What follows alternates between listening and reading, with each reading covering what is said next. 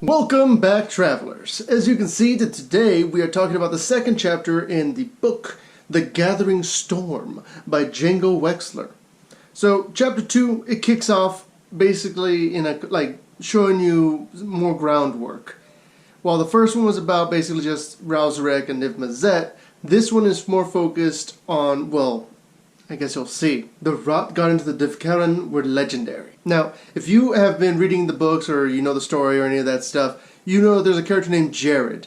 Jared got completely ignored and basically thrown out. I'm not even sure if he actually got referenced in the War of the Spark. But the main thing about him is that he was a Lich Lord. Basically an elf that had died, but using his necromantic, not really wanting to be super dead kind of abilities, he was able to turn himself into a kind of a zombie that kept its mentality. So instead of being brains, it was more like, give me a sweet tea, please. So, Jared was super cool, and he was actually a pretty good guy. He took over for his sister, who had kind of gone insane, who was taking out some other insane Gorgons. There was a whole bunch of stuff that was happening in the first story, but it seems like he's gone soft, like fungus.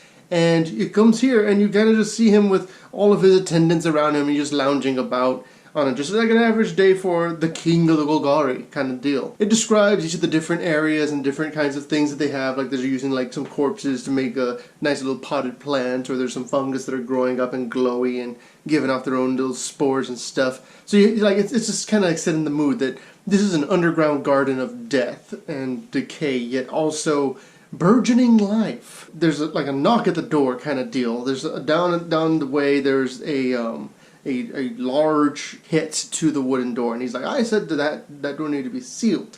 And they're like, it is sealed, and then it shatters, and there's splinters everywhere, and this giant, like, troll just barges in with, like, pieces of shrapnel in his fist from punching down the door, and he just keeps walking, and Jared's like, well, this is going to be just another upstart, I'll just put it all down. And all these crawl.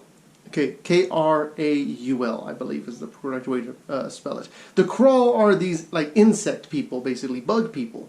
You may remember the Nantuko from Dominaria, but these are much more like they're more scavenger-based bugs, like cockroaches. Well, Mazarek is one particular leader of these bug people. He is what people would describe as a death priest. He is able to use his necromancy and all that stuff. The Golgari are basically garbage people. Like, they're either made of garbage or they work with garbage and like compost. They're the best. You just don't want to be near them. They'll make great food, though. So, basically, you have Mazarek. Mazarek's there, and he's like, okay, yes, Mistress Vraska, all this other stuff, we're all on your side. And so Vraska comes in, and she's got her little, like, tentacle head, and she's got her eyes glowing, and she's got her pirate costume, and she's ready to just tear stuff down. And as she walks up to everybody, she goes, okay, I want that throne. And Jared, of course, says, well, what do you mean you want the throne? This is my throne. And for coming up here, I'll cut off your head, and I'll show it to everybody. I'll use you as a weapon, basically. I'll have a Gorgon's head. And she's like, oh, go ahead, try. And he goes, what? She goes, try to cut off my head. Come, do it. Kill me. Do it. Go for it. It'll be great. And so Jared walks up and he's like, you know what, I'm not even going to bother with you. My guards kill her. And so the guards come at her. The guards are like super strong, super cool, and they're like doing their thing. And she kills them like nothing. One of them turns to stone. Then one gets poisoned to death by Mazarek. And he's like, okay, that was cool. Jared's like, I'm not going to worry about it because I got all my erstwhile. Now the erstwhile were basically in these catacombs. There are a bunch of these dignitaries and people that were there from the beginning of the Guild Pact. All the more important people, they all wound up in these catacombs. They were kept there safe and relatively undecomposed. They're made of fungus and stuff. But the point is, the erstwhile basically became servants. And they were just the most intelligent. They were all basically liches. And Jared had them on his disposal. And he's like, okay, erstwhile, take her out. And the erstwhile stand there and they go, no, we can't. Sorry, she's the boss now. And he's like, what? What do you mean she's the boss? I'm the one that, like, saved everybody. I did all this other cool stuff back in the original Ravnica block. Why are you everybody turning on me right now? Well, it turns out it's because Vraska has Bolas on her side. You remember Bolas, the big scary dragon from War of the Spark. Well, Bolas had Vraska working for him, and her reward was that she would become the leader of the guild, the Golgari Guild. Well, erstwhile, Bolas, they're connected. The erstwhile basically are forced by Mazarek and Bolas and everybody else to follow Vraska. So Vraska says, okay, you're out. And she has her, like, she has a mind mage of her own, who is he's also a crawl. And he basically just walks up. One of his name is like Xanadu or something. Let's see what it is. Zedek. Zedek. The Chronicles of Zedek. Well, Zedek basically just goes up to Jared, puts a little insect claw hand talon thing on his head, and sucks out all of his memories and his thoughts, and Jared's just left on the ground from the extremely violating action of having somebody rip your thoughts from your head. And then she's like, cool, I'm Guildmaster now. And then Jared was turned to stone.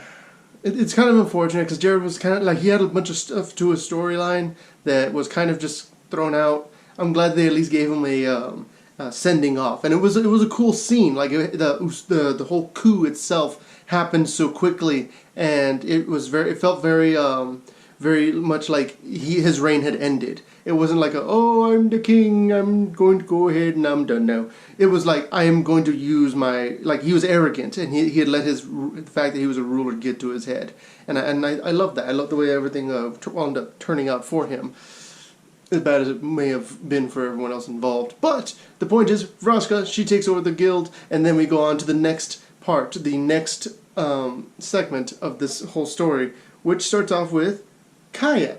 Kaya, as you may know already, is a ghost assassin, not an assassin ghost. She kills ghosts. Well, she was hired by Bolas for a very particular thing, put Teysa Karlov into power. She is supposed to get Teysa to become the leader. Of course, Bolas probably already had a plan and all this other stuff going on, but you get to see once again, I would highly suggest you read this. The book is free. The chapters are free. If you like the stories, you should be, if you want to get into the storyline, this guy, Django, he's got some great storytelling ability. And I just love the way that he describes Kaya's movements and the way she's able to use her ghost powers to phase in and out of structures, how she's on the outside of a building and she faces onto the inside, and then she uses her ability to get around by facing back out. There's even a point when they focus, they're like, okay, I'm going to put my hand on the gargoyle, make sure it's not going to like and turn into a creature, because gargoyles can do that in this world, and she does that and it doesn't do anything. She's like, okay, good. And it kind of like, it's a good attention to detail, and at first I didn't think there was going to be any, like, thought that was just like a cool nod, until later on when she's climbing and then she very quickly grabs onto a gargoyle, which is not very happy with her grabbing onto it, and immediately bites her arm. And it's like, snap, okay, so this is dangerous. And Kaya had to like kind of deal with that, because she had to hold on to it, otherwise she would fall, because she was outside and she couldn't phase back in. It was very particular, it made a lot of sense, and it used a lot of logic to have each of the different characters do their particular things.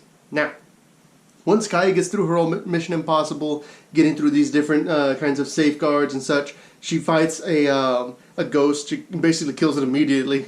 It was like, I'm a ghost, you cannot defeat me because I am a ghost and I will go through anything, and your attacks will go through me, and it doesn't do anything. She goes, and just stabs him in his ghostly heart, and he's like, I didn't see that coming. And so the ghost is dead, and the ghost dies, and she gets to Teysa. Now Teysa, if you read some of the older stories, she had been imprisoned by Grandfather Karlov. Grandfather Karlov is basically the leader of the bunch. He's the leader of the Orzhov. He's not very nice to his granddaughter, and doesn't really have any intention of letting her get the power that she wants. Teysa is extremely ambitious. She wants to become the leader of the Orzhov, and as a result, she teamed up with Tajik. Tajik was a red-white Boros soldier. He was one of the more epic ones, but he wound up getting caught and imprisoned and eventually let out. But despite the fact that he did all those things, Teysa still took a lot of the fall for that, for trying to get rid of the Obzedat, which is the name of the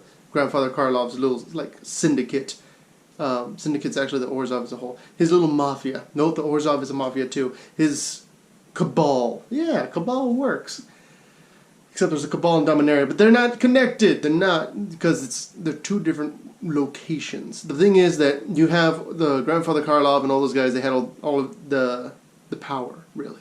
And so Teysa winds up getting put into prison at the top of a cathedral that's really fancy, because of course it's still fancy because they're Orzhov.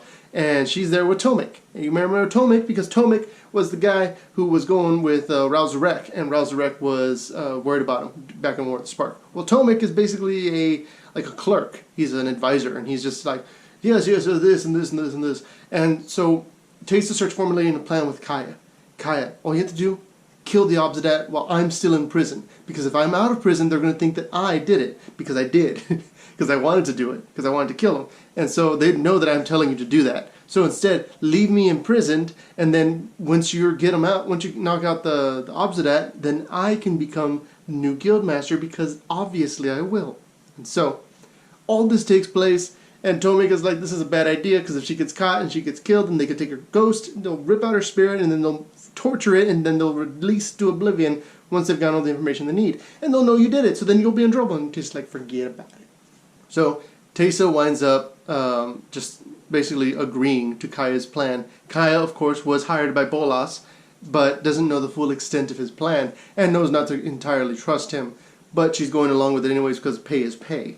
There is one thing that I found very interesting. There is a moment where Kaya specifically says, if anyone has the power to fix the broken sky, it's Bolas. Now, I don't know what that means. I feel like maybe that could be a reference to something that I'm not aware of, or it could be foreshadowing something that's part of Kaya's storyline. She does mention that she has a complicated family history. We don't really know where Kaya is from. We assume it's Fior, but what if she's from somewhere else that maybe has some kind of thing going on with the sky? Like maybe there's a rift in her plane that's allowing the multiverse to just kind of into it. Like, we don't know. We don't know what that could mean. But I found it very, very interesting that she thinks that Bolas has the power to do that, meaning that it would require somebody of extreme ability to be able to touch that particular thing. So it could also just be a reference to her talking about how it rains everywhere, but I highly doubt that. I hope that it's something more, that there's a little nugget there for all of us to kind of sink our teeth into and ruminate about. Well, anyways, this chapter ends with Kaya being like, good plan, and she jumps out of window. She starts running towards the window, and Teysa's like, that window is barred, it's sealed, there's no way you're going to get out, and she just like, and she phases through it, and she's like, cool, okay, I guess you can do that too. And so that is basically, that's the chapter. That was the second chapter of The Gathering Storm. And I found it really, really cool, very fun. It's definitely, you should read it yourself so you can get the full effect. I won't read it because I feel like it's much more, it deserves a read. They need to know that we like, the Wizards of the Coast should know that we enjoy these particular stories, that we want to get as much storyline and lore out of them as possible, so that they'll be more inclined to put stuff like that out.